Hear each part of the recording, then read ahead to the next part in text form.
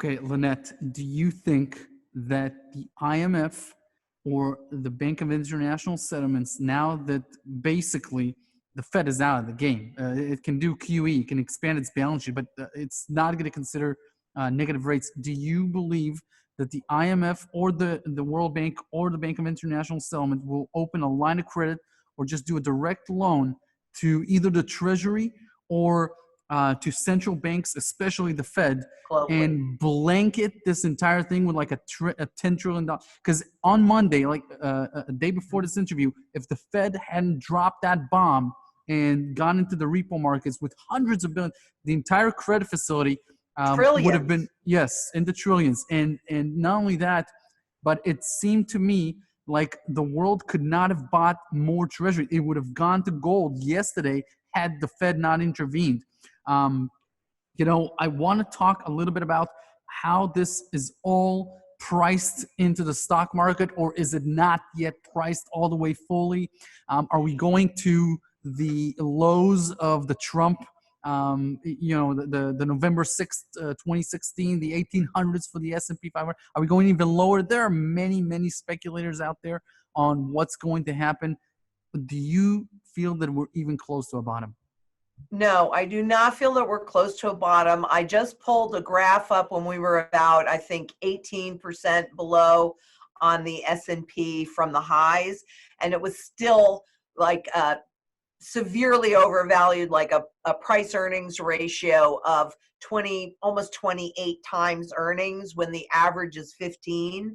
So, and I was there on Black Monday in 1987, and at that time you had blue chip stocks that were trading at 8 and 12 times earnings. So I don't think we're near a bottom now.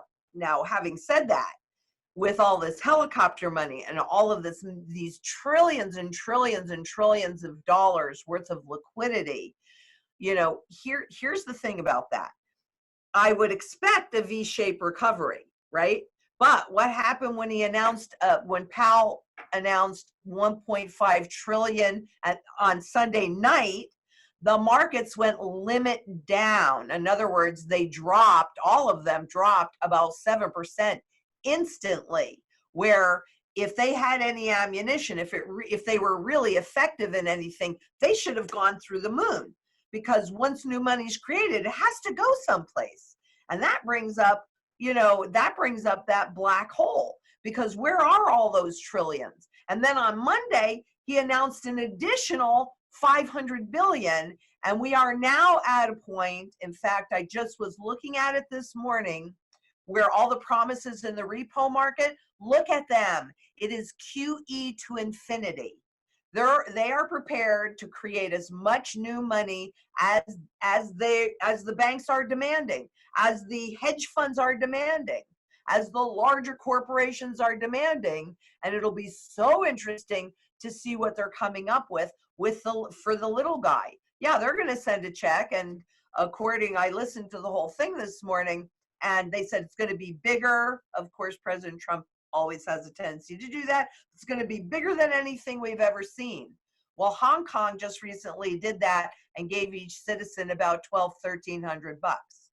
And so is this going to be on a monthly basis? It's like, exactly are you going to do it? Are you going to do this and then also eliminate payroll taxes? Because they say the problem with payroll taxes is then it gets into their hands quite slowly, versus doing a check that, you're absolutely right, is going to be sent out within the next 2 weeks. So we'll know a whole lot more about that by the end of today. But this is what I've been saying all along. When it gets too expensive to keep this game going, they will stop. As long as this game is about protecting the elites, so the bankers, the heads of the large corporations, etc., then they'll keep doing it. But now it's really about bailing out Main Street. And you got to keep in mind, on a global basis, you already have this massive pension crisis. Fidelity, the middle of February, Fidelity came out with this study saying there are more $1 million 401k owners than ever before. Well, I'm thinking that number is not so high anymore because they were really counting on stocks continuing what? To grow to the sky and never have a consequence. So I'm thinking the market from last week had another 40% drop before it was even fairly valued. And quite honestly, in trend cycles, things always go from undervaluation to fair valuation to overvaluation to fair valuation to undervaluation. So, it depends on the how much more ammunition like the plunge protection team will have, how Lynette. much impact, because this is going to push us into the hyperinflation. Not one little teeny weeny doubt in my mind. Not Wow. one. Okay. Hyperinflation. Not one. That's a big, big word, and I'd love to ask you more about it. Before I do, I want to ask you if there's any potential in your mind in 2020 for us to see social disorder in America or in Europe or both. Absolutely. And some levels, we've actually already seen that at the grocery store.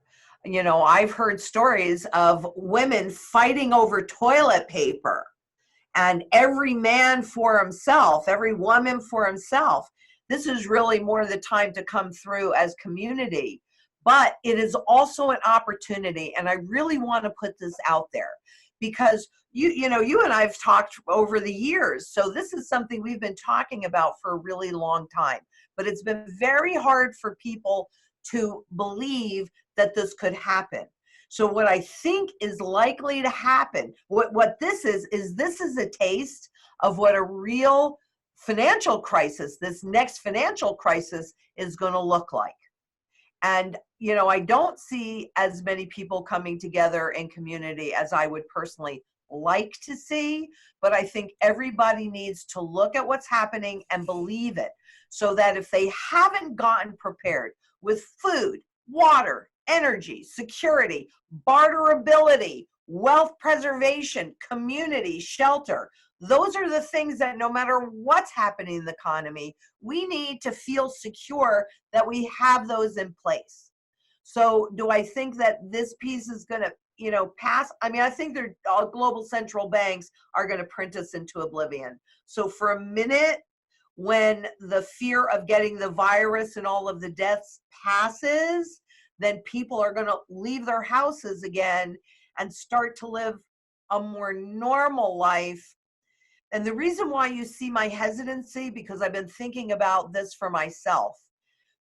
I'm a very busy woman, and what I have a tendency to do is add things on my plate without taking anything off. So just more and more and more. But because I am really hunkering down, I've taken a ton off my plate. How long they're going to be off my plate is in question. I don't really know.